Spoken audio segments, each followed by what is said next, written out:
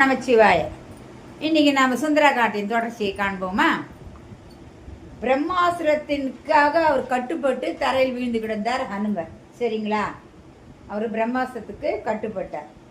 இப்போது அறிவிலிகள் யாரு? ராட்சசர்கள் பெரும் பிழை ஒன்றை செய்துவிட்டனர்.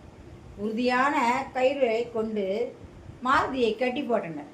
அதன் விளைவாக பிரம்மாஸ்திரம் பயனற்றதாய் போயிற்று. இந்த மர்மத்தை அந்த ராட்சத கூட்டம் அறிந்திலது. ஆனால் வெற்றி வீரனாகிய இந்திரஜித்துக்கும் தோல்வியுற்றவன் போன்று கிடந்த மாருதிக்குமே இந்த மர்மம் நன்கு விளங்கியிருந்தது. இருவரும் எதிர்பாராத இந்த முறியடி செயலை குறித்து மூச்சு வாங்கவில்லை. வென்றவனும் வெல்லப்பட்டவன் போன்று கிடந்தவனும் தம் தம் காரியத்தை நிறைவேற்றிக் கொள்ளுதல் பொருட்டே வாய்ப்பொத்தி இருந்தனர். அப்போது அரக்கர் குழா மாருதியை வேண்டியவாறு புடைத்தது, அடித்தது, குத்தியது, ஏளனம் பண்ணியது. தரையின் கண் அவனை இழுத்து கொண்டு ராவணனிடம் சென்றது. அரக்க வேந்தனோ கோபாவேசத்தில் பொங்கிக் கொண்டிருந்தான். இப்போது ஹனுமன் இலங்கை வேந்தனாகிய ராவணனை 3ஆம் தடவையாக பார்க்கிறான். முதல் தடவை பார்த்தது அவனுடைய பள்ளியறையில் அவன் சயனத்தில் இருந்தபோது பார்த்தது. 2ஆம் தடவை அசோகவனத்தில் காமவரி பிடித்தனாக சீதையிடம் பேச வந்தபோது பார்த்தது. இப்பொழுதோ 3ஆம் முறையாக நேருக்கு நேர் பார்க்கிறார். அவன் வீட்டிருந்த பாங்கு அவ்வளவு படாபடமாக இருந்தது.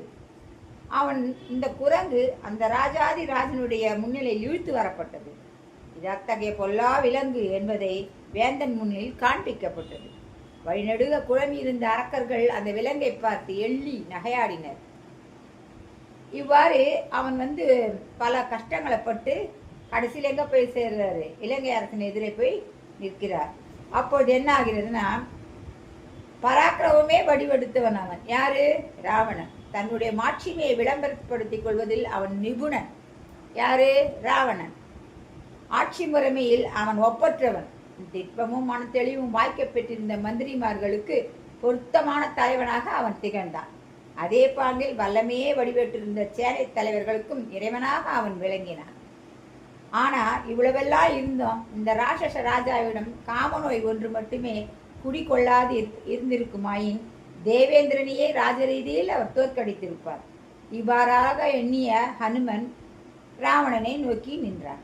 ராவணன் ஹனுமனை பொங்கிய சின்னத்துடன் கூர்ந்து பார்த்தான்.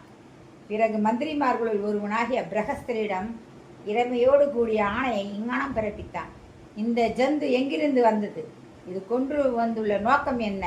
சிறையை காவல் காத்த அரசியரிடம் என்ன பண்ணியது? ஏன் பயமுறுத்தியது? எதற்காக அசோகனம் வந்தது? இவ்வாறெல்லாம் கேட்டான். நாளை